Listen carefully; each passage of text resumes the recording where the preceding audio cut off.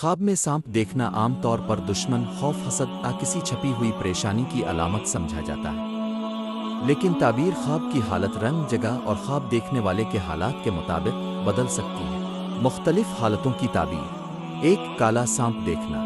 کالا سانپ اکثر طاقتور دشمن، حسد کرنے والا شخص، خوف یا پریشانی کی علامت سمجھا جاتا ہے۔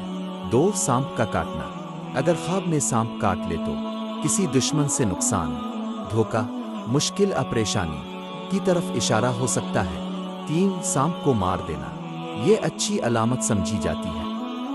اس کا مطلب ہو سکتا ہے دشمن پر کامیابی، مشکل سے نجات، خوف کا ختم ہونا۔ چار، گھر میں سانپ دیکھنا۔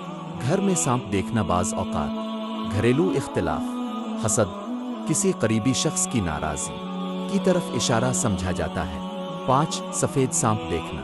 سفید سانپ بعض تعبیرات میں کمزور دشمن، چھپی ہوئی بات، نرمی سے آنے والی آزمائش کی علامت ہو سکتا ہے۔ چھ، بہت سارے سانپ دیکھنا۔